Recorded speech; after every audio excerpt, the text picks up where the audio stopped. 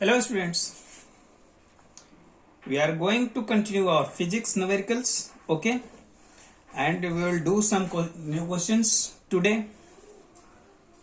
So let's we start. Our first question is, अपना जो first question कहता है वो ये कि a body of mass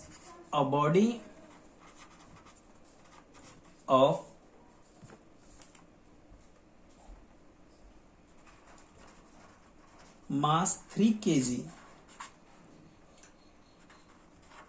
moving with a velocity of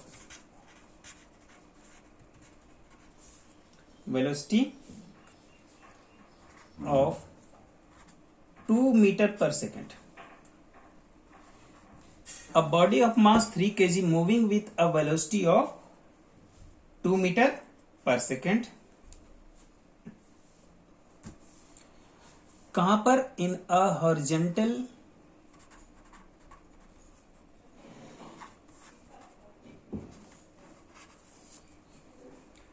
direction. ठीक है, collides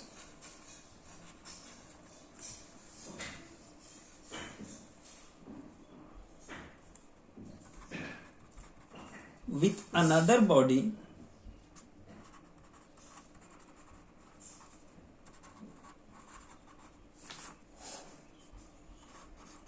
of mass 1 kg moving with a velocity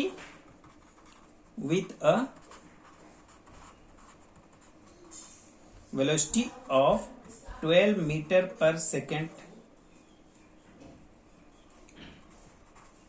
in the opposite direction.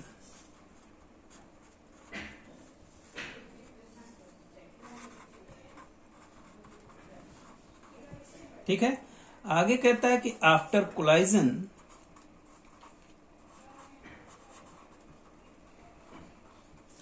both the bodies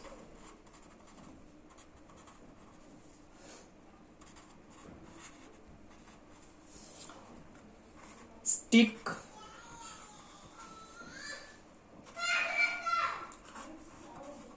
together and move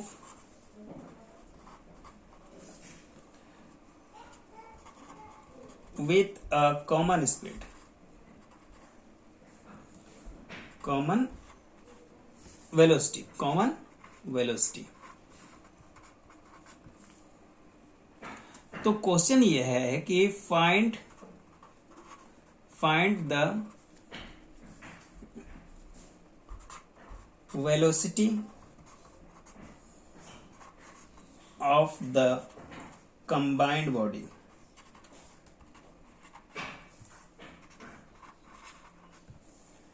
ठीक है, समझो आप इस क्वेश्चन को कि a body of mass 3 kg moving with a velocity of 2 metre per second. ये कोई एक बॉडी है, मान लो ये कोई बॉडी है और इसका मास कितना है 3 kg. मास कितना है 3 kg. ठीक है, और ये किस वेलोसिटी से मूव कर रही है 2 मीटर पर सेकेंड. करेक्ट है. इन अ हॉरिजॉन्टल डायरेक्शन, इस डायरेक्शन में मूव कर रही है. Collide with another body of mass 1 kg. यहां कोई एक बॉडी पड़ी हुई है जिसका मास है 1 kg. मास इसका कितना है 1 kg. ठीक है, और ये किस स्पीड वेलोसिटी से मूव कर रही है 12 मीटर पर सेकंड से. करेक्ट है. अब ये दोनों जब आपस में ये इस डायरेक्शन में नहीं कहता है, अपोजिट डायरेक्शन में इस डायरेक्शन में मूव कर रही है. इसका मास है 1 kg और इसका मास है, इसकी वेलोसिटी क्या है 12 मीटर पर सेकंड. ये दोनों अपोजिट डायरेक्शन में, इस डायरेक्शन में, ये इस डायरेक्शन में मूव कर रही हैं. दोनों आपस में कोलाइड करते हैं, मीन्स क्या होते हैं, टकराते हैं. और टकराने के बाद ये दोनों स्टिक हो जाते हैं. क्या हो जाते हैं? स्टिक हो जाते हैं, एक दूसरे के साथ चिपक जाते हैं. अब इनकी जो वेलोसिटी होगी वो कितनी होगी ये हमें पता करना है. इन दोनों के एक दूसरे से टकराने के बाद जो इनकी वेलोसिटी होगी, अभी भी तो ये मूव करेंगे, तो वो वेलोसिटी कितनी होगी, ये हमें पता करना है। समझ में आ रहा होगा क्वेश्चन। अब हम इसे सॉल्व करते हैं। देखो हमने क्या बताया कि जब भी हम सॉल्यूशन निकालेंगे किसी भी क्वेश्चन का, तो सबसे पहले हम लिखेंगे क्या, यस गिवन। हमारे पास डेटा क्या है, पहला डेटा तो यह है कि mass of the first body,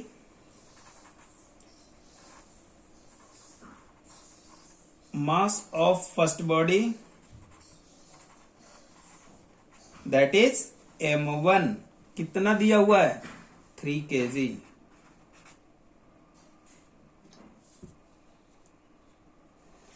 second step कहता है कि देखो मास तो अपना 3 kg दिया हुआ है, 2 मीटर पर सेकेंड की वेलोसिटी दी हुई है, किसकी है, फर्स्ट बॉडी की, means velocity of first body, velocity of first body u1 कितना दिया हुआ है 2 मीटर पर सेकेंड। ओके, अब देखो ये तो हुआ अपना फर्स्ट डेटा। सेकेंड डेटा अपने पास क्या है कि mass of second body, second body का मास m2 कितना दिया हुआ है 1 kg दिया है ना। अनदर बॉडी का जो मास कितना है 1 kg, और इसकी वेलोसिटी कितनी दी हुई है 12 मीटर। तो यहां हम लिखेंगे कि वेलोसिटी ऑफ सेकेंड बॉडी कितना हुआ u2, ये कितना आएगा बताओ 12 मीटर पर सेकेंड। अब कहोगे कि सर ये कहां से आ गया, ये क्वेश्चन से आ गया। बेटा ध्यान रखना इन सब बातों को, छोटी छोटी बातें हैं सर ये समझ में नहीं आया, वेलोसिटी ऑफ सेकेंड बॉडी। बेटा आप क्वेश्चन को ध्यान से पढ़ोगे तो सब कुछ समझ में आ जाएगा, ठीक है। तो सबसे पहले आपका एक वर्क होता है कि जो भी क्वेश्चन दिया जाता है उसे आप केयरफुली स्टडी करो, केयरफुली उसे पढ़ो, क्या कहता है क्वेश्चन में, कौन कौन सा डेटा दिया हुआ है और पूछ क्या रहा है, कौन सा फॉर्मूला हमें अप्लाई करना है, बस इतनी चीजें होती हैं फिर न्यूमेरिकल्स में। ओके, तो यहां पर हमें मास ऑफ सेकेंड बॉडी भी पता है और वेलोसिटी ऑफ सेकेंड बॉडी भी हमें पता है 12 मीटर पर सेकेंड, ठीक है। अब देखो अगर मैं बात करूं कोलाइड होने के बाद, जब ये दोनों कोलाइड होंगे तो इस केस में इन दोनों का मास क्या हो जाएगा, प्लस हो जाएगा, मींस m1 प्लस m2 हो जाएगा, होगा ना। तो मास आफ्टर कोलाइजन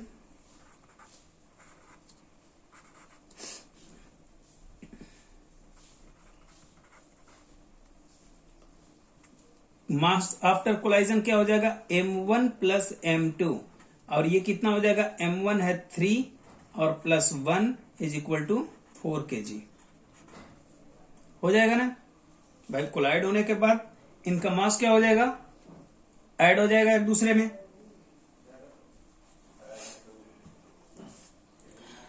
अब कहता है कि after collision both the body stick together and move with a common velocity. अगर हम इस कॉमन वेलोसिटी को लेट कॉमन वेलोसिटी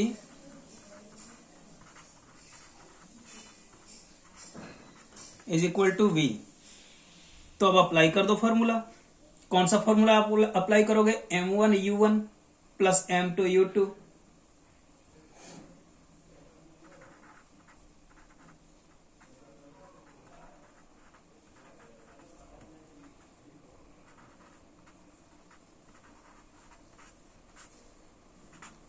अब देखो यहां पर आप कंफ्यूज हो जाओगे कि सर आपने इसको ब्रैकेट में क्यों लिखा। बेटा यहां पर हम लिखते क्या थे, हम अपना फॉर्मूला क्या हुआ करता था, ध्यान रखो अपना फॉर्मूला क्या होता था। पहले जब आप देखोगे तो वहां पर हम लोगों ने लिखा है कि m1 u1 plus m2 u2 is equal to क्या होता था, m1 v1 plus m2 v2 होता था ना ये। और v1 और v2 ये दोनों क्या हो गए हैं, कॉमन वेलोसिटी हो गई है v। तो अगर ये जब दोनों कॉमन हो जाएंगे तो क्या मैं इसे बाहर नहीं लिख सकता, हम इसको क्या लिख सकते हैं m1v प्लस m2v। तो यहां से हमने v को बाहर कर लिया है और यही हमें पता करना है। अब आसानी से पता चल जाएगा, m1u1 3 × 2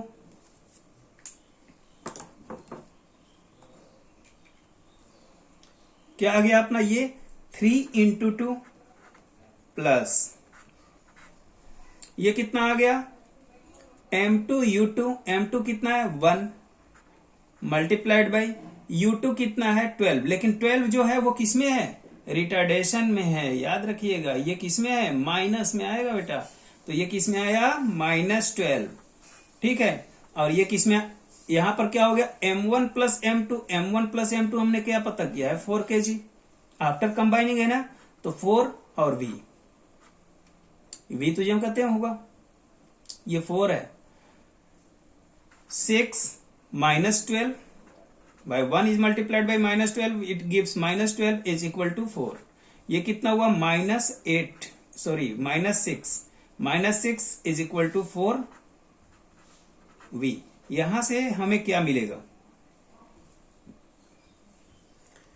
v 4v equal to -6 लिख सकता हूं ना, तो v इक्वल टू क्या लिख सकता हूं -6/4 लिख सकता हूं, ये हो जाएगा 3, ये हो जाएगा 2, 3/2, और 3/2 को मैं क्या लिख सकता हूं -1.5 metre per second.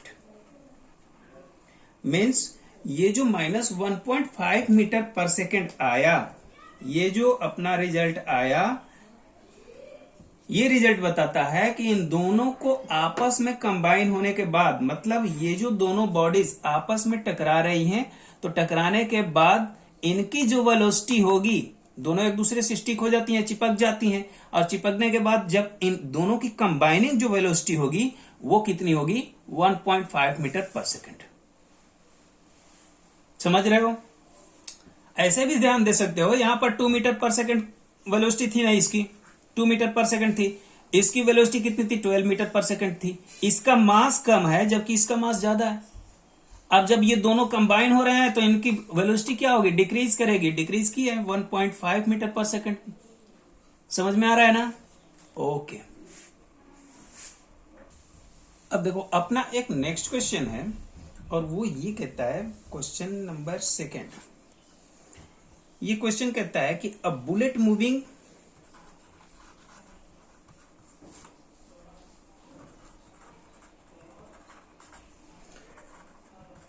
with a velocity of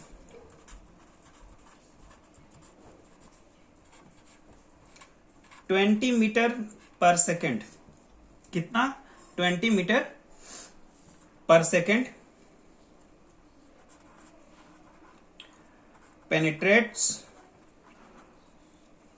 into a wooden log, into a wooden log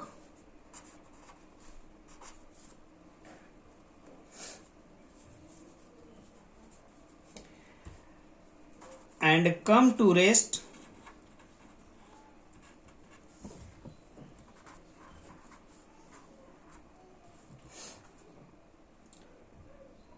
in 0.05 second.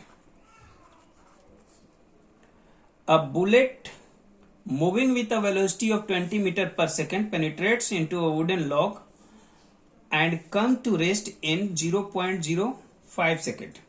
Okay, if the mass of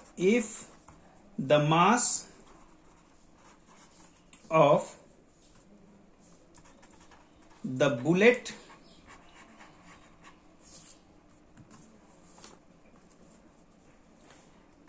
is 30 gram, कितना है 30 ग्राम, तो find the retardation force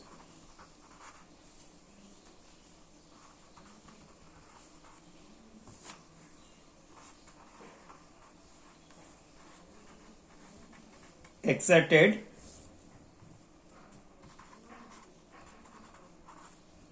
by the log on the bullet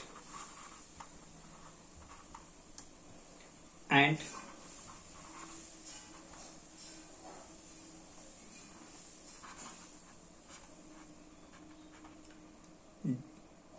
and हटाओ, find the force exerted by the log on the bullet. Question ये कहता है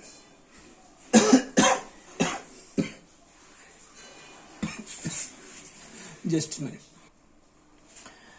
question ये कहता है कि एक बुलेट 20 मीटर पर सेकंड की वेलोसिटी से मूव कर रही है और किसी लकड़ी पर जाकर के स्ट्राइक कर रही है, तो वहां पर वो पेनिट्रेट करती है कितना, 0.05 सेकंड में वो रेस्ट में आ जाती है और कुछ डेप्थ में पेनिट्रेट कर जाती है, मतलब अंदर धस जाती है।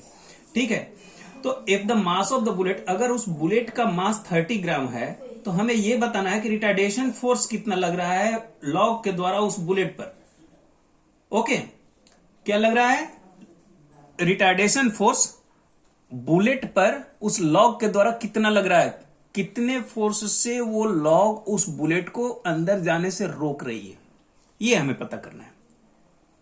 शायद ये क्वेश्चन हम लोगों ने किया भी था, लेकिन उसमें ये प्रॉब्लम आ रहा है, काफी लोगों ने ये क्वेश्चन करना शुरू कर दिया, सर ये वाला इस क्वेश्चन में ये नहीं समझ में आ रहा है कि कौन सा फॉर्मूला कैसे यूज करें। बेटा आप लोगों को ये चीज ध्यान रखना होगा कि कौन सा क्या क्या हमारे पास डेटा दिया हुआ है। मैं 100 बार बता रहा हूं कि हमेशा आप लोग सॉल्यूशन जब करते हो तो उसमें सबसे पहले आप लोग लिखो गिवन डेटा। हमारे पास डेटा क्या क्या अवेलेबल है, अपने पास डेटा क्या है, mass of bullet 30 gram, m कितना दिया हुआ है 30 ग्राम। तो बताओ इसको क्या मैं किलोग्राम में अगर कन्वर्ट करूं तो मैं इसे क्या लिख सकता हूं, 0.03 किलोग्राम लिख सकता हूं ना, आसानी से लिख सकता हूं 0.03 किलोग्राम बाय 30 डिवाइडेड बाय 1000 आएगा ना। ओके, ये भी बताएं, यहां से आ जाएगा 30 डिवाइडेड बाय 1000, 0 0 कैंसिल हो जाएगा, 3/10 100 इज इक्वल टू 0.03 kg। ठीक है, कुछ चीजें आप लोगों को सॉल्व करनी चाहिए खुद। ओके, अब देखो u कितना दिया हुआ है, वेलोसिटी इसकी कितनी दी हुई है,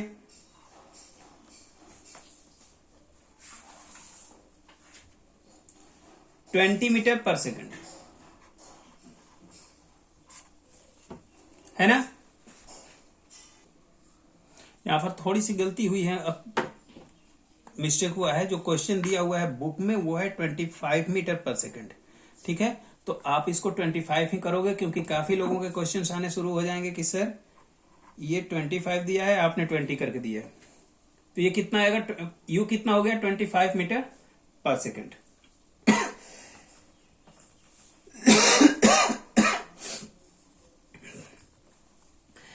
टाइमिंग कितना दिया हुआ है, टी कितना दिया हुआ है, 0.05 सेकंड दिया है ना।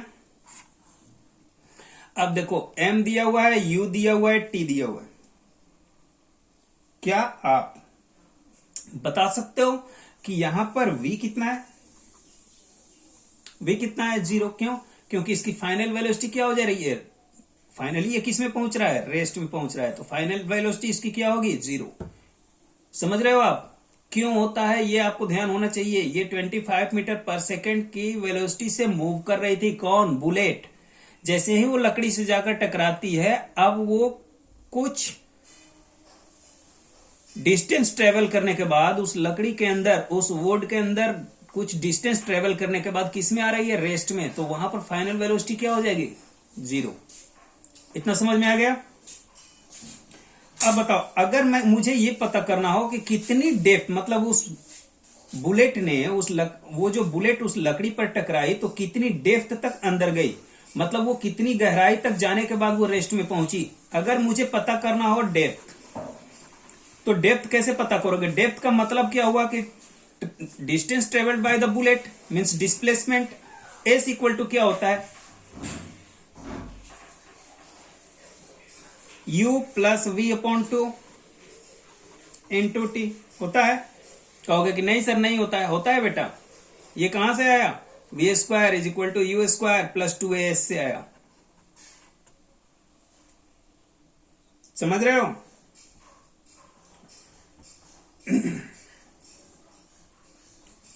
यहां से आप ले सकते हो, या फिर आप UT plus half T square से भी ले सकते हो।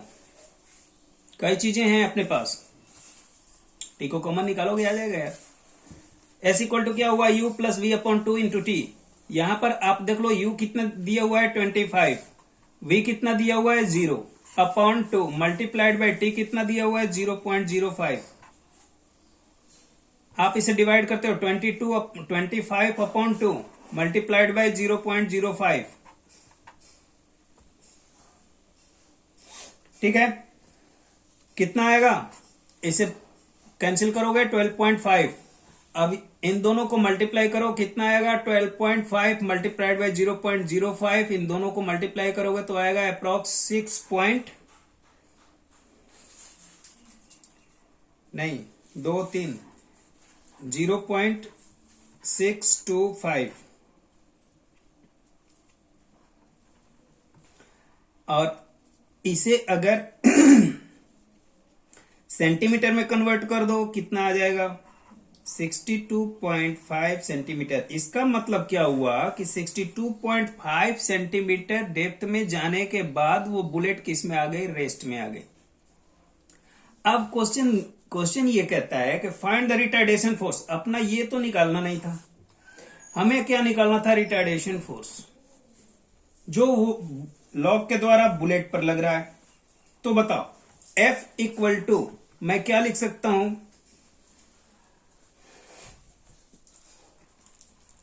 m into v minus u upon t लिख सकता हूं।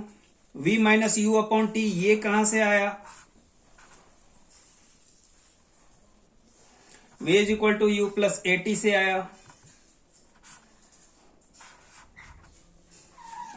समझ में आ रहा है, u इधर आएगा, v माइनस यू हो जाएगा, फिर t को यहीं छोड़ दो, सॉरी a को यहीं छोड़ दो तो t आ जाएगा। m a होता है ना, f इक्वल टू क्या होता है, ये यहां से आया f equal to m a, और यही a की वैल्यू हमने यहां पर पुटअप किया है।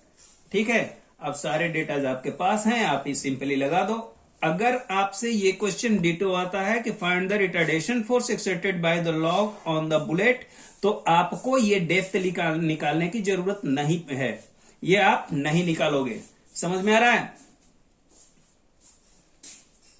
हाँ, अब यहां पर क्या करोगे, m अपने पास है, m कितना दिया हुआ है 0.03 मल्टीप्लाइड बाय 0 माइनस u कितना है 25 अपॉन t कितना है 0.05। इसे जब आप कैलकुलेट करोगे तो अपने पास रिजल्ट कितना आएगा, -15 न्यूटन।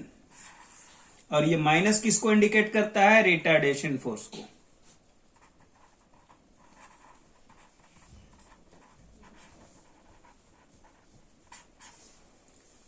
क्लियर है ना?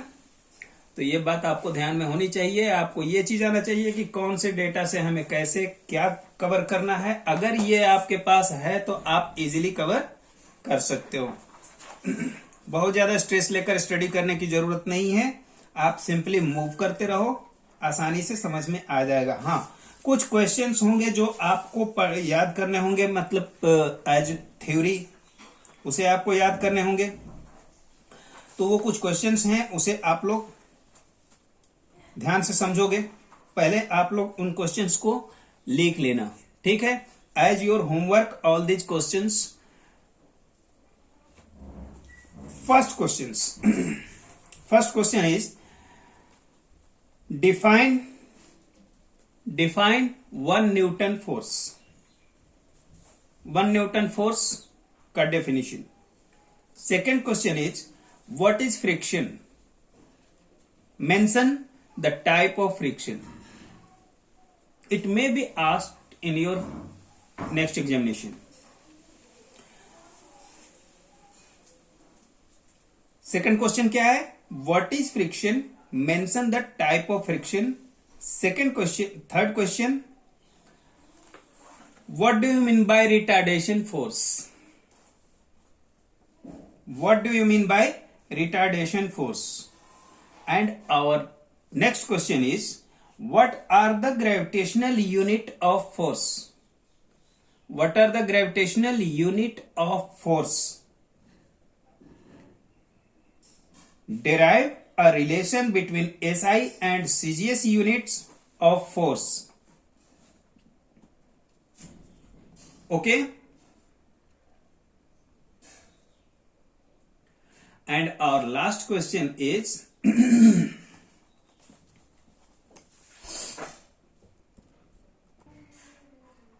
illustrate the second law of Newton. ठीक है, तो ये कुछ क्वेश्चंस होंगे.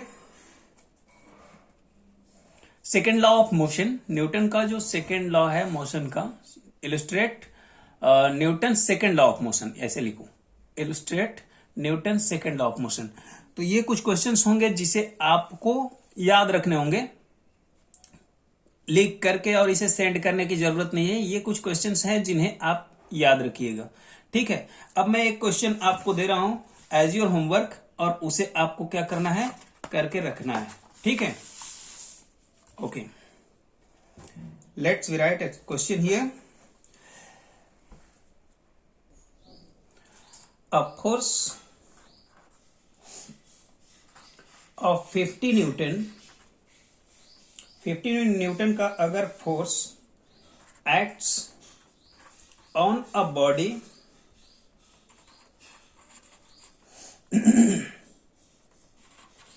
Of mass 10 kg initially at rest. ठीक है, if this uniform motion, uniform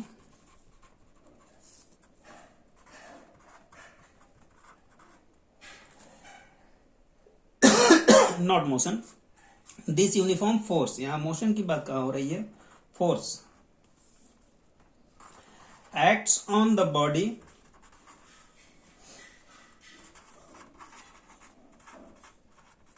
over a distance of 10 metre, then find, पता क्या करना है, ए final velocity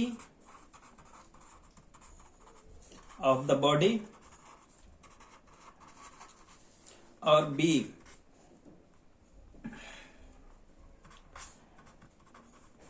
time for which the force